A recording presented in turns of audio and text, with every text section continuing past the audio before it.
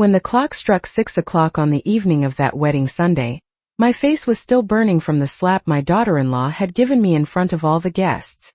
"This is what you get for being so selfish," she screamed, adjusting the $30,000 wedding dress that I, in secret, had financed.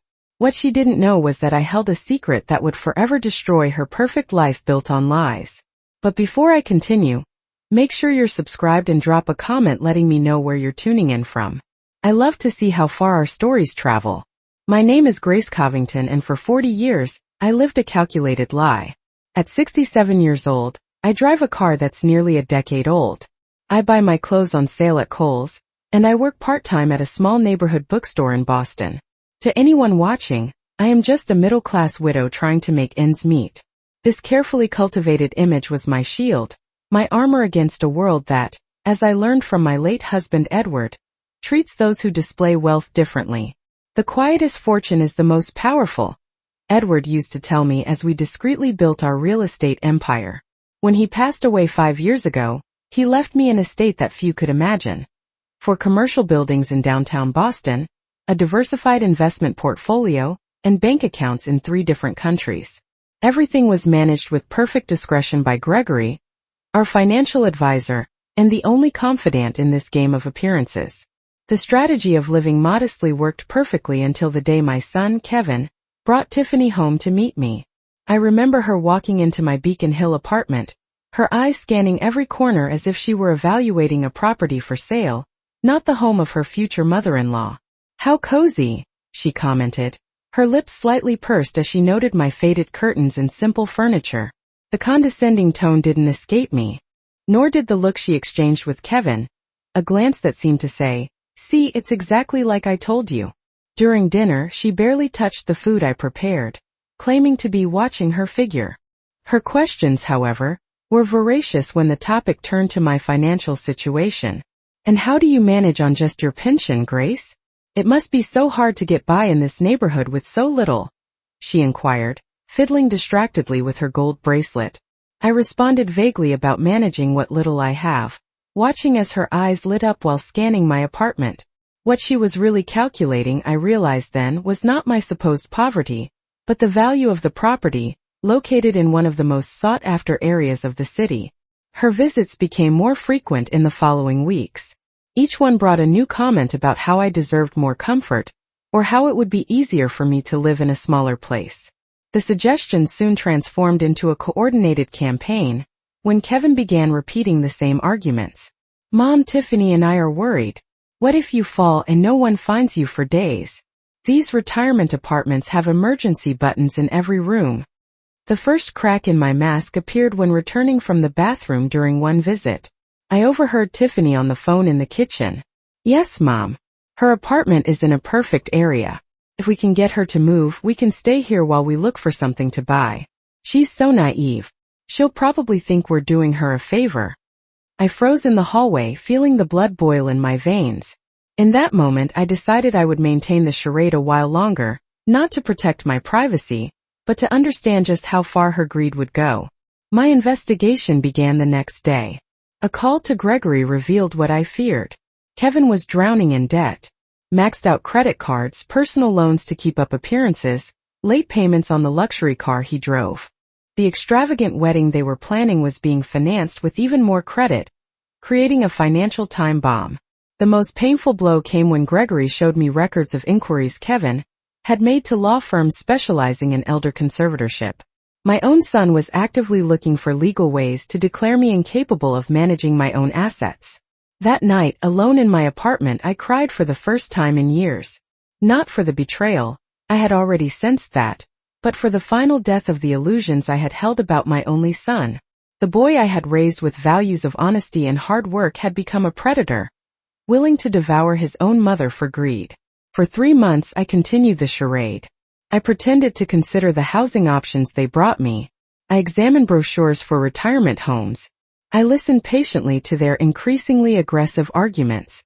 In parallel, I carefully documented every conversation, every message, every attempt at manipulation. The situation came to a head 2 weeks before the wedding when I was ambushed in my own living room. Tiffany showed up with her parents and Kevin for what they called An important conversation about your future, Grace. Tiffany's mother, Carol, began, a woman with an artificial smile and calculating eyes. It's time you thought about what's best for everyone. At your age, living alone is dangerous. And, her father, Robert, added, not hiding his interest in the dimensions of my apartment, with the sale of this place, you'd have money for an excellent retirement home and still have plenty left over to help Kevin and Tiffany start their lives. There it was, finally, the raw, naked truth. It wasn't about my well-being. It was about turning my home into cash to fund their unsustainable lifestyle. And if I refuse? I asked, watching the discomfort spread across the room. Kevin cleared his throat, avoiding my gaze. Mom, we hope it doesn't come to that. More formal measures. But if your mental health is compromising your decision-making ability, the implicit threat hung in the air like poison. If I didn't cooperate voluntarily, they would seek legal means to declare me incompetent. They had laid the groundwork, planting seeds of doubt about my sanity among neighbors and acquaintances. That night, after they left, I made a decision that would change everything. I called Gregory and asked him to prepare all the necessary documents for a full disclosure of my true financial situation. It was time to show them who Grace Covington really was. What they didn't know, as they planned to take over my little old lady apartment, was that I had silently paid off half their debts over the past 2 years, subsidized the miraculously cheap rent of the apartment where they lived, and secretly guaranteed the payment for the wedding reception hall. The truth was about to come out, and it would be far more painful than any of them could imagine. The days leading up to the wedding were a choreography of rising tension. Every visit from Kevin and Tiffany brought new pressures, new arguments, new attempts to make me feel incapable and dependent. Grace, we found a wonderful place for people your age, Tiffany would say with that false sweetness I had learned to recognize. It has 24-hour medical assistance, social activities. You wouldn't be so lonely. What she really meant was, you wouldn't be so in the way of our ambition. On the eve of the wedding, Kevin made his final attempt. He showed up at my apartment alone, which was rare in recent months. Tiffany seemed to monitor every interaction between us. Mom, he began, sitting on the couch where he used to watch cartoons as a child. Tomorrow is the most important day of my life. Please don't make it complicated by being difficult. Difficult. The word echoed in my mind like an insult. Defending my autonomy, my dignity, my right to choose where and how to live had become being difficult. I looked at my son, searching that 34-year-old face for any trace of the boy I had raised. I found nothing but a calculating stranger shaped by the ambition of a woman who saw him as a means to an end. Kevin, I responded calmly. Do you remember what your father always said about dignity? He looked away, uncomfortable. Edward had been a man of unwavering principles who valued integrity above all else. I will be at your wedding tomorrow as I promised. As for the rest, we'll have time to discuss it later.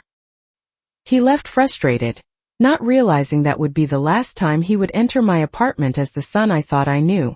I couldn't sleep that night. I tossed and turned, mentally reviewing every document Gregory had prepared, every piece of evidence we had gathered, every revelation that was about to unfold. As much as I tried to convince myself I was doing what was necessary, my mother's heart bled for the impending rupture. At 5 o'clock in the morning, I got up and prepared myself with meticulous care. I chose a simple but elegant dress, one I knew Tiffany would consider cheap and outdated. I put on my thin-rimmed glasses, the ones Kevin once commented made me look like a retired librarian. Every choice was deliberate, a final performance of the person I had cultivated for decades. The wedding was an obscene display of debt-fueled opulence. Imported flowers decorated every table. Crystal glasses gleamed under strategic lighting, and an orchestra played while guests in designer clothes gossiped about how much it all must have cost. I sat in the front row as tradition demanded, feeling the pitying and condescending stares from Tiffany's family. How wonderful that you could make it, Grace, a great-aunt of Tiffany's commented during the reception. It must be difficult to get around at your age. I smiled politely, knowing the woman was probably only 7 years younger than me. It was at the bar while ordering a club soda with lime that the inevitable confrontation began. Tiffany approached in her extravagant wedding gown, flanked by 2 bridesmaids. Grace, she said with that false sweetness I had come to recognize. Kevin and I were thinking of stopping by your place tomorrow to pick up the keys. That way, you'll have time to pack your essentials before the move. I looked at her, studying her perfectly made-up face, her calculating eyes, her smile that hid pure opportunism. What move would that be, Tiffany? She laughed, a metallic sound that drew curious glances. Come on, Grace. We don't need to pretend. We've already decided it's best for everyone if you move to a more suitable place. The facility we found is perfect, and Kevin and I can stay in your apartment temporarily while we look for something bigger. The bridesmaids discreetly moved away, sensing the rising tension. I don't recall agreeing to that, I replied with a calmness that surprised even me. Her smile faltered for a moment. Grace, please, let's not make a scene. This is my special day. We just need the keys. The rest can be sorted out later. The audacity of that woman was almost admirable in its purity. She truly believed that all it took was a snap of her fingers for me to hand over everything I had worked for over decades. I am not giving you the keys to my apartment, Tiffany, I said firmly. Not tomorrow, not ever. Her face contorted into an expression that turned her beauty into something ugly and venomous. You don't get it, you stubborn old woman, she hissed, low enough for only me to hear. It's not an option. You will give us those keys or we will make you. There are ways of dealing with stubborn old people who don't know what's best for them. I held her gaze. Threats don't work on me, Tiffany.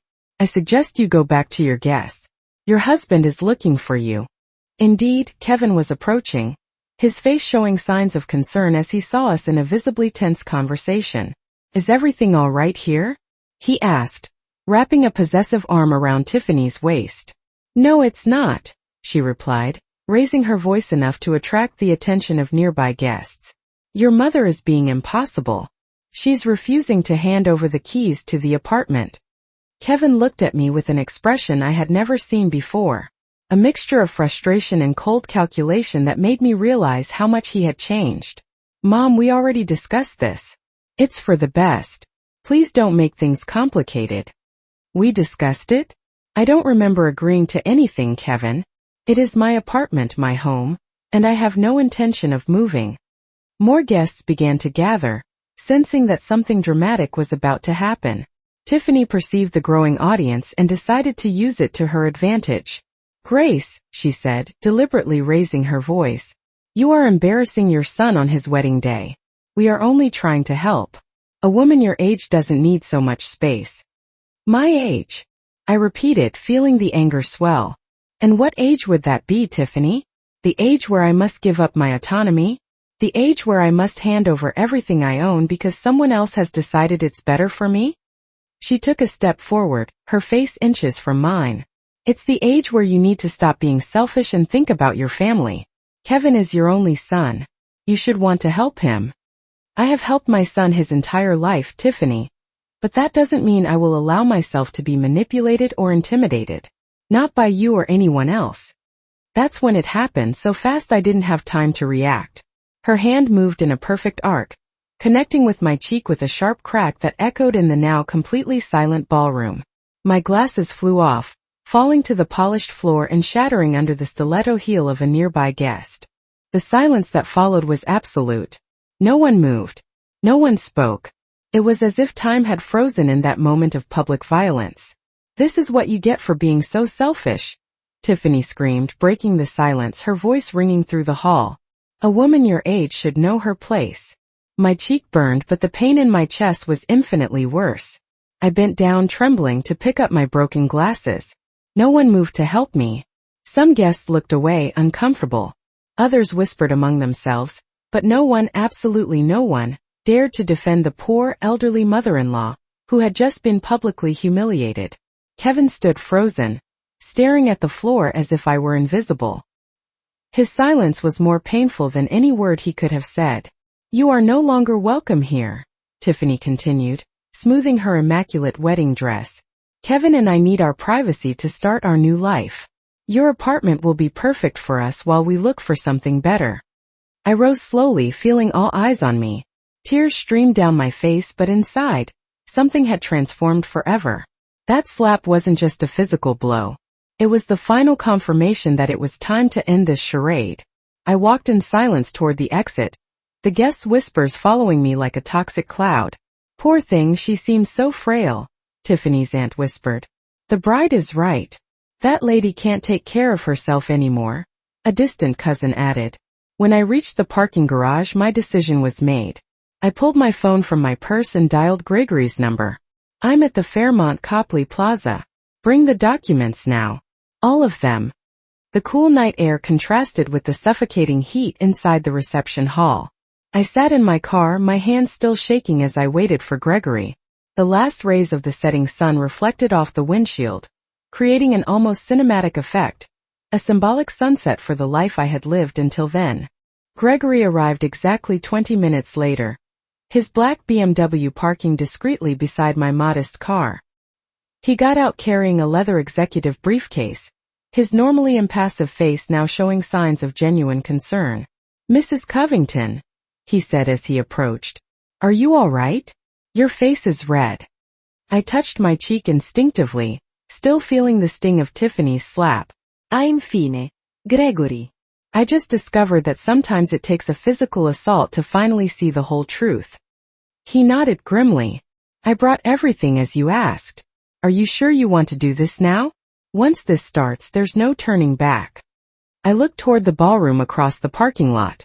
The flashing lights, the cheerful music, and the carefree laughter created a surreal contrast to the scene I had just witnessed. I am absolutely sure, I replied, my voice firmer than it had been in months. It's time for everyone to meet the real Grace Covington. As Gregory opened his briefcase and showed me the documents one by one, I felt a strange mixture of sadness and liberation. There were the complete records of my properties, 4 commercial buildings in downtown Boston valued at over $12 million. Bank statements showing diversified investments totaling another $8 million. Documents proving that I had been secretly paying 70% of the rent on the miraculously cheap apartment where Kevin and Tiffany lived. The most important document is here, Gregory said, handing me a separate folder. The official notice of cancellation for the wedding's financial guarantee. I opened the folder and read the carefully worded terms.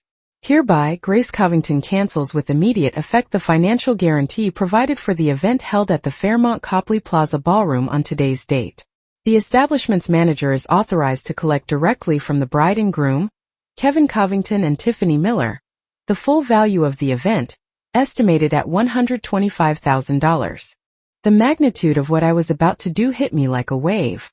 For 3 years, I had been the invisible safety net keeping Kevin and Tiffany's lives afloat. And now, in a single night, I was withdrawing all of that support. Gregory, I said as I signed the document with renewed determination, this isn't revenge. It's a consequence. For too long, I protected my son from the consequences of his choices. And that protection corrupted him into someone I no longer recognize. I understand perfectly, he replied, his professionalism tempered by decades of experience with similar family dramas. In 30 years as a financial advisor, I have seen many families destroyed by greed. What you are doing requires more courage than most people possess.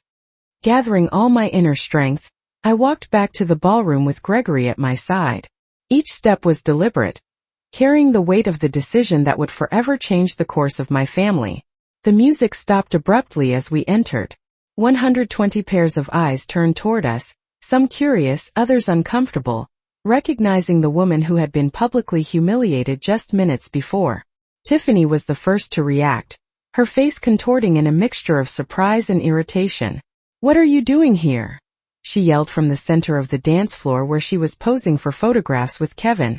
"Haven't you caused enough drama for one night?" Gregory stepped forward, his imposing presence silencing the growing murmurs. "Ladies and gentlemen," he announced in a clear, authoritative voice.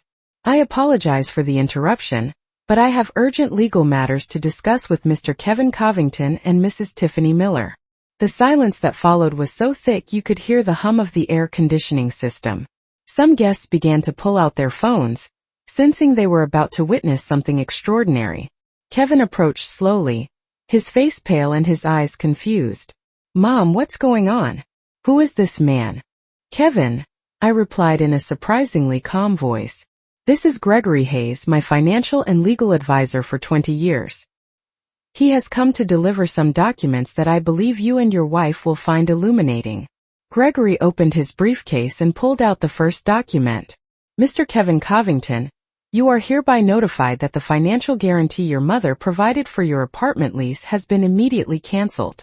Your landlord will be notified tomorrow, and you will have 30 days to find a new guarantor or vacate the property. The color drained completely from Kevin's face. Financial guarantee? Mom, what is he talking about? But I could see from the trembling in his hands that a part of him already knew. For years, he had suspected his financial luck wasn't entirely natural. But he chose not to ask questions because the answers might be uncomfortable. Furthermore, Gregory continued relentlessly, the monthly transfers of $5,000 that your mother has been making to your personal accounts have been permanently suspended. This includes payments for credit cards, car insurance, and various other expenses you believed were being covered by other sources. Tiffany let out a sharp sound that echoed through the hall.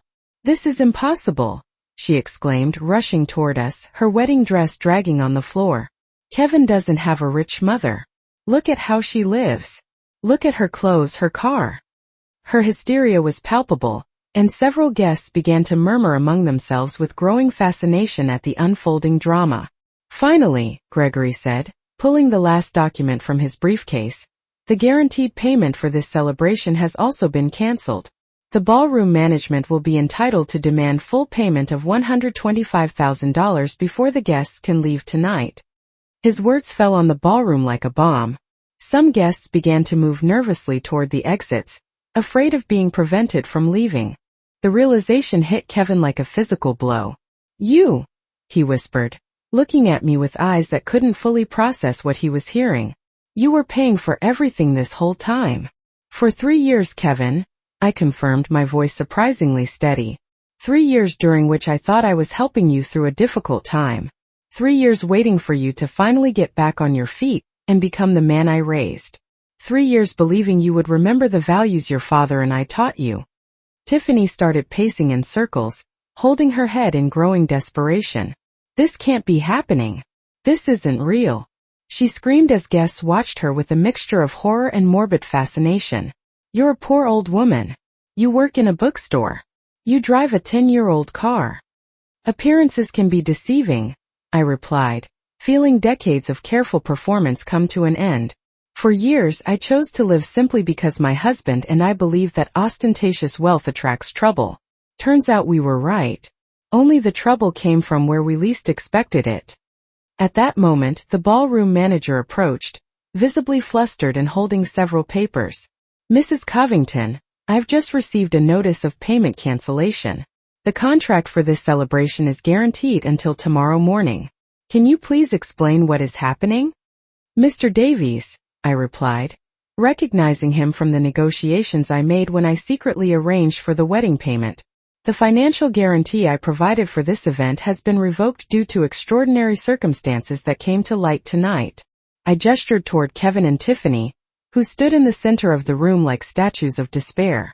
I see, Mr. Davies said, observing the scene with the expertise of someone who had managed social events for decades. And who will be responsible for the payment now? The outstanding balance is $125,000, including the venue, catering, music, flowers, and photography services. Gregory intervened smoothly. The terms of the original contract are clear, Mr. Davies. In the absence of the guarantor, the responsibility falls to the primary contracting parties, in this case, Mr. and Mrs. Covington. A growing murmur swept through the hall as guests began to understand the magnitude of what was happening. Some were already leaving discreetly, avoiding what promised to be a disastrous end to the celebration. I looked at Kevin and Tiffany one last time. You have my number, I said calmly. When you're ready to have a real conversation about respect, values, and responsibility, when you have learned what it means to earn things for yourselves, when you can look me in the eye and offer a genuine apology for what you did tonight, then we can talk. But for that, I added, looking directly at them, you will first have to find a way to resolve this situation on your own. With those words, I turned and walked toward the exit with Gregory at my side, leaving behind a ballroom in complete chaos. The murmur behind us quickly grew in volume, transforming into a commotion of alarmed and confused voices. When we reached the parking garage, I asked Gregory, "How long do you think it will take for them to fully understand what happened here today?" He smiled faintly as he opened my car door. "The initial understanding has already arrived, Mrs. Covington. The real understanding, the kind that comes with humility and genuine remorse, that could take years or it may never come." "Then we'll have to be prepared for both possibilities," I replied, feeling a tremendous weight lift from my shoulders for the first time in years. The days that followed the wedding brought a deafening silence to my apartment. My phone vibrated constantly with notifications of missed calls and unread messages. Kevin had called 27 times in the first 48 hours. Tiffany 9, her parents 4. I let every call go to voicemail, every message unread. I needed that time to process what had happened and what was to come. On the morning of the third day, Margaret, my 70-year-old neighbor and only true friend in the building, showed up with coffee and fresh bagels.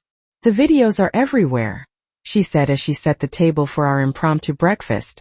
"Everyone's talking about the secret millionaire mother-in-law's revenge." I couldn't help a bitter laugh. "So now I'm an internet meme."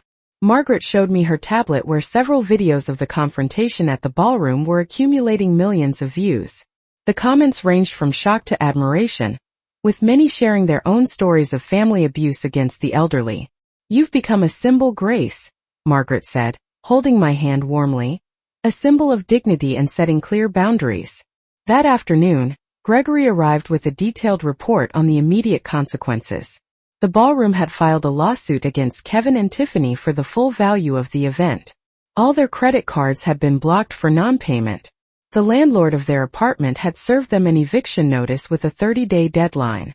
"They're desperate," Gregory explained as we reviewed the documents. "Kevin tried to get loans from 3 different banks, all denied due to his credit history.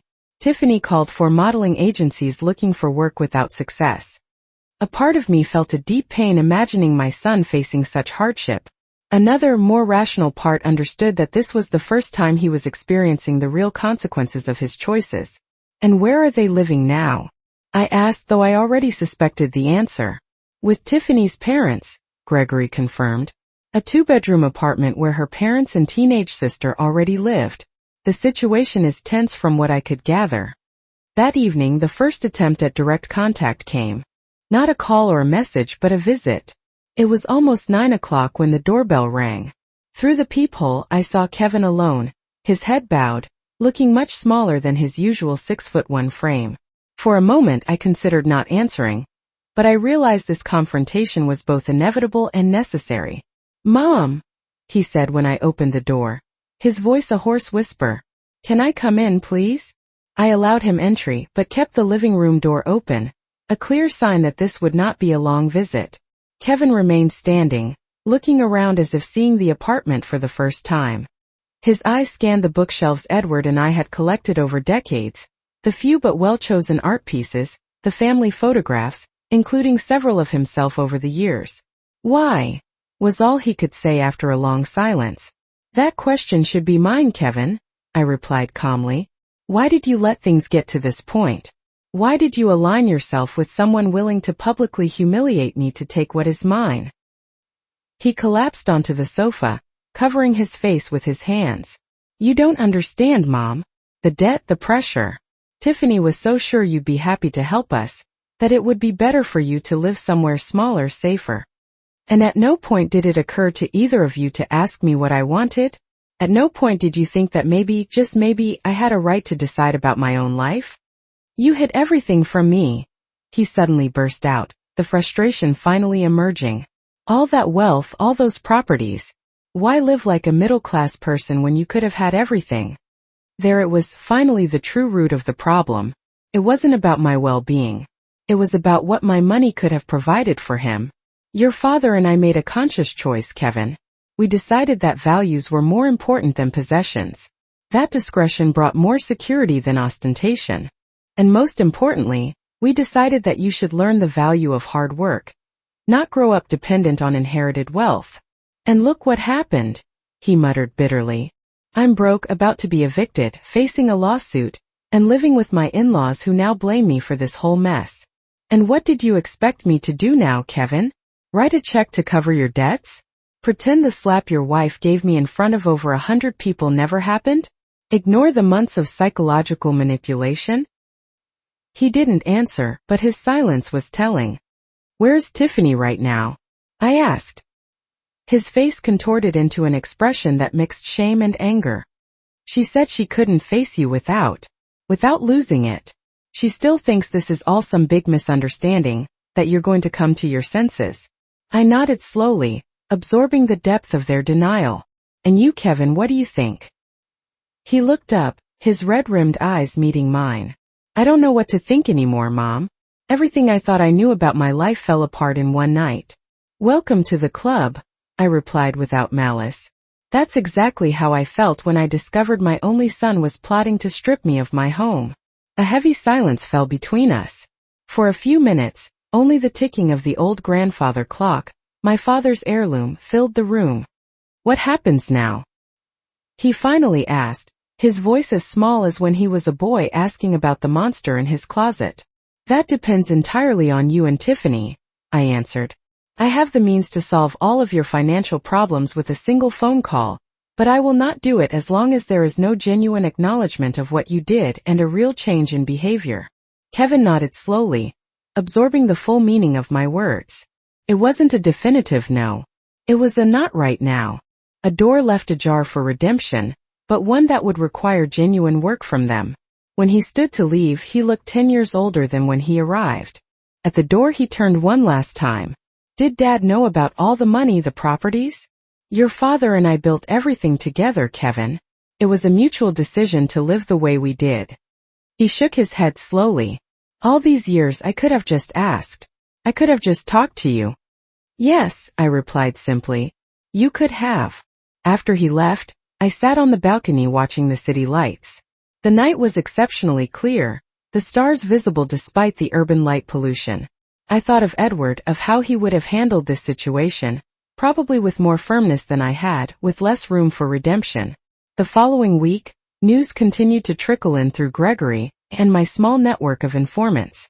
Kevin had gotten a temp job at an electronics store, something far below his qualifications, but the only place willing to hire him with his ruined credit. Tiffany was selling her designer bags and shoes on second-hand websites to help cover basic expenses. The video of the wedding confrontation had gone viral enough to attract media attention.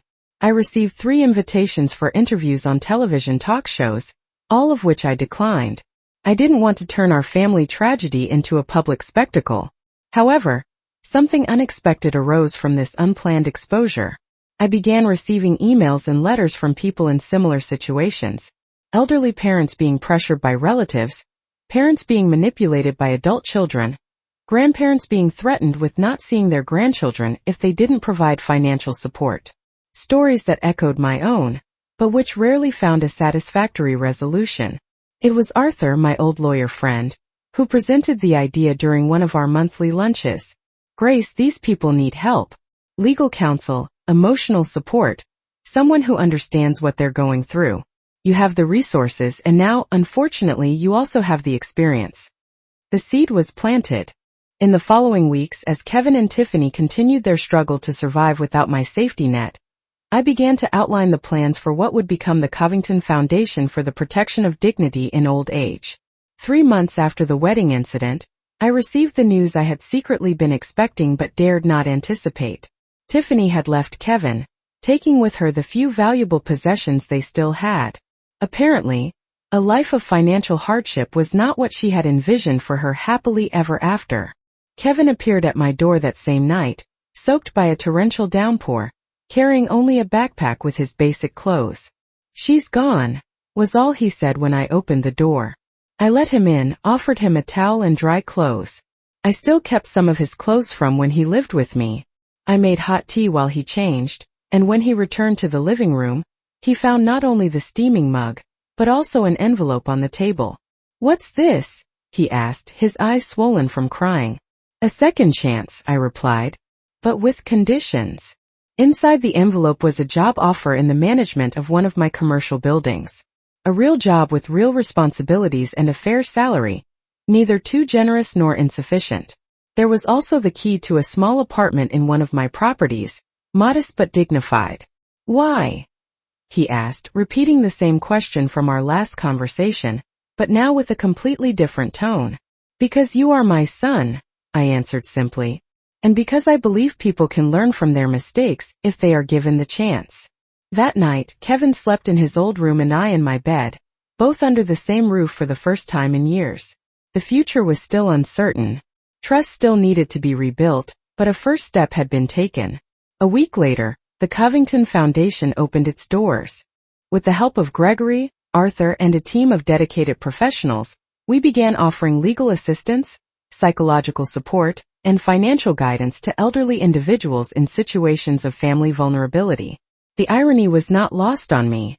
The same fortune my son had tried to take was now being used to help others in a situation similar to my own.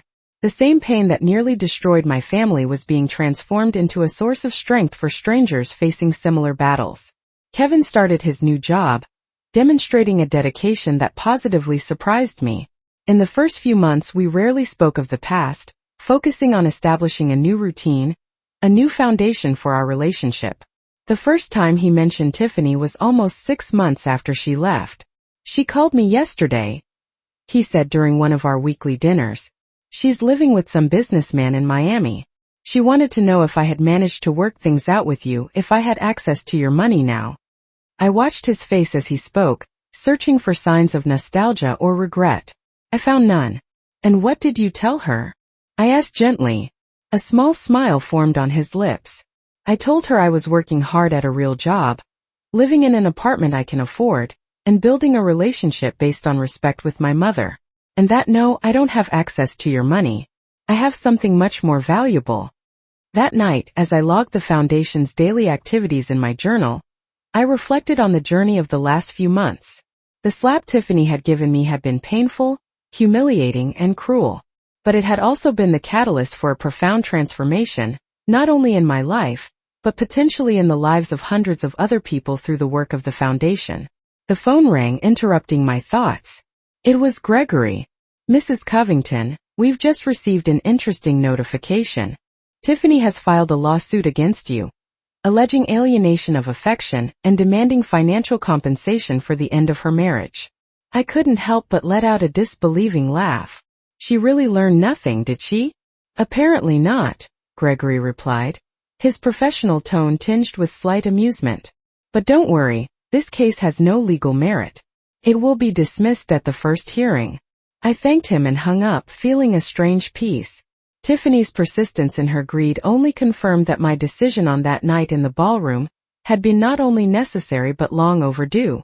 The next day, while leading a guidance session for a group of new Foundation clients, a 75-year-old woman took my hand tightly. Thank you for showing us that it's never too late to set boundaries, she said with tears in her eyes. You gave me the courage to say no for the first time in decades. It was in that moment that I fully understood. The slap I received hadn't been an ending but a beginning, the start of a new chapter, not just for me, but for all those who found in my story the strength to rewrite their own. A year had passed since that fateful night. Autumn was painting the city in shades of gold and red as I walked through the park near my apartment, reflecting on the transformations of the last 12 months. The Covington Foundation had grown beyond my most optimistic expectations. With 3 regional offices and a team of 20 dedicated professionals, we had already helped over 300 seniors regain their autonomy, dignity, and in many cases, their assets.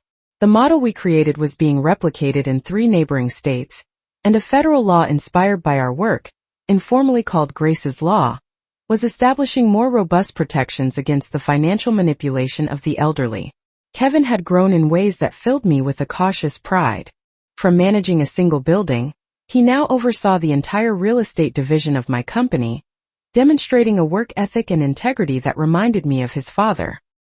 He had met Elena, a lawyer from the Foundation, and after 2 years of dating, they married in a simple ceremony in the garden of my country house, an event as different from that first disastrous wedding as one could imagine. As for Tiffany, news arrived sporadically. After 4 failed relationships with wealthy men, she finally found an elderly millionaire willing to marry her. Rumors suggested she was already planning her comfortable widowhood, a thought that made me feel a mixture of pity and relief to be far from that toxicity. Gloria Martinez, our first high-profile client, became not only a close friend, but also a valuable contributor to the foundation. At 87, she now led support groups for seniors who had gone through similar experiences, transforming her own pain into support for others. The doorbell rang, interrupting my reflections. It was Louisa, my assistant at the foundation, arriving earlier than expected to take me to that morning's event. "Happy birthday, Mrs. Covington," she exclaimed, handing me a small package. "Sorry for the early arrival, but the traffic is lighter than we anticipated." "Thank you, my dear," I replied, opening the gift to find a beautiful edition of 100 Years of Solitude, my favorite book. "You remembered? How could I forget? You mention it at least once a week," she laughed. "Are you ready for today? The press has already started arriving at the auditorium." I nodded, feeling that familiar mix of excitement and apprehension. Today was more than my birthday. It was the official launch of my autobiography, The Silent Legacy: How a Slap Changed My Life and Can Change Yours. The book had been a painful and cathartic process to write, reliving not only the betrayal and confrontation, but also the years of growth that followed. The university auditorium was packed when we arrived. Over 400 people, journalists, supporters, foundation staff, and beneficiaries of our programs, awaited the presentation. Backstage, I was greeted by Gregory, now in his late 70s but still impeccably dressed and with the same air of unwavering efficiency. "All preparations are complete," he reported as he led me to the waiting area. "Kevin and Elena have arrived. They're in the front row. Gloria is here too, along with 5 of our first clients. And we've received messages of support from 3 senators and the Secretary of Health and Human Services." "And him?" I asked, my voice betraying a tension I couldn't quite hide. Gregory hesitated for only a second. "Ricardo arrived 10 minutes ago. He's sitting at the back as you requested." I nodded slowly. Ricardo Martinez, the son who had conspired against Gloria years ago, had gone through his own journey of redemption. After his divorce from his manipulative wife and a period of deep depression, he had sought psychological help and surprisingly had contacted the foundation to offer his unique perspective, that of the repentant manipulator. His testimony on how and why seemingly normal people can turn against their own elderly parents had become a valuable tool in our educational programs. His presence today, at Gloria's request, symbolized something important: the possibility of genuine reconciliation, albeit with clear boundaries and realistic expectations. When I walked onto the stage, the applause was deafening. I looked at the faces in the audience, some familiar, others known only by sight, many complete strangers who had been touched by my story in some way. In the front row, Kevin smiled nervously, holding Elena's hand. Beside him, Gloria gave a subtle wave, her eyes shining with unshed tears. "Good morning, everyone." I began adjusting the microphone. "Thank you so much for sharing this moment with me. Exactly 5 years ago, I was a different woman. I lived a life of carefully cultivated appearances, hiding not only my financial situation but also essential parts of who I truly was." I paused, observing the attentive silence that fell over the auditorium. I believed I was protecting my family with my silence, with my artificial modesty. I thought that by hiding my true financial and personal strength, I was creating a safer environment for my son to grow up in. What I didn't realize is that secrets, even those kept with the best intentions, create distance. And in that distance, assumptions, misunderstandings, and eventually manipulation can flourish. From the audience, I saw Kevin briefly lower his gaze. I knew these parts of my narrative were still difficult for him, but it was also part of our pact of honesty not to hide the uncomfortable truths of the past. Many of you already know the story of the slap. That moment when my then daughter-in-law publicly assaulted me during her wedding to my son after I refused to hand over the keys to my apartment. That slap resonated far beyond the momentary physical pain. It was the sound of a mask shattering, of a charade coming to an end. I spent the next 40 minutes sharing not only the events of that night but the journey that followed. The establishment of the foundation, the hundreds of similar cases we uncovered, the legislative changes we helped promote. I spoke about reconciliation and boundaries, about second chances and natural consequences. I spoke about the delicate balance between family love and self-love. "This book," I said, holding up a copy, is not just my personal story. It is a guide for anyone, elderly or not, who finds themselves trapped in relationships where mutual respect has been replaced by manipulation. It is a reminder that it is never too late to reclaim your voice, set healthy boundaries, and demand to be treated with the dignity that every human being deserves. During the question and answer session that followed, a journalist posed the question I knew was coming. Mrs. Covington, after everything you've been through, after the success of the foundation and now this book, is there anything you would do differently if you could go back in time? The question hung in the air as I carefully considered my answer. Yes, I replied finally. I would have been honest sooner. Not just about my financial situation but about my expectations, my boundaries, my values. I would have understood that true protection doesn't come from hiding who you are, but from living authentically and teaching others to respect that authenticity. After the event, during the reception, Kevin approached me as I was signing copies. That was incredible, Mom, he said, the emotion clear in his voice. But it must have been hard to relive all of that so publicly. Shame thrives in silence, son, I replied, holding his hand briefly. Telling our story takes away its power to hurt us. He nodded thoughtfully. Elena and I have some news, he said after a pause. We wanted to wait until after the event to tell you. I looked at him, noticing the special glint in his eyes. We're going to have a baby, he said, his voice almost a whisper. You're going to be a grandmother in November. The news hit me like a wave of pure emotion after so many years of distance, pain, and slow rebuilding. This was a powerful symbol of continuity, of a new beginning. A grandchild, I murmured, the tears finally overcoming my carefully maintained composure. Edward would be so happy. As we hugged, I noticed Gloria watching us from a distance, a knowing smile on her face. Beside her, maintaining a respectful distance, stood Ricardo. His gaze met mine for a moment and something silent passed between us. A shared acknowledgement of how much work, how much pain and how much courage it takes to rebuild what was broken. Later that night, after all the guests had gone and I was finally alone in my apartment, the very one I almost lost to the greed of others, I sat on the balcony, contemplating the city lights. I opened the book I had just launched, flipping to the dedication page. For Edward, who taught me the value of true modesty. For Kevin, who taught me that people can change. For Tiffany, who inadvertently taught me the strength that comes from setting boundaries. And for all those who are still fighting to find their voice. It is never too late to start using it. As I closed the book, I felt a sense of closure that had eluded me for years. Tiffany's slap, that moment of public humiliation, had actually been the first step on a journey of liberation. Sometimes something has to break completely to be rebuilt in a truer, stronger form. At 72 years old, I had learned that a true legacy isn't in the properties we accumulate or even in the relationships we nurture, but in the courage to live authentically, to set healthy boundaries, and to transform our personal pain into a greater purpose.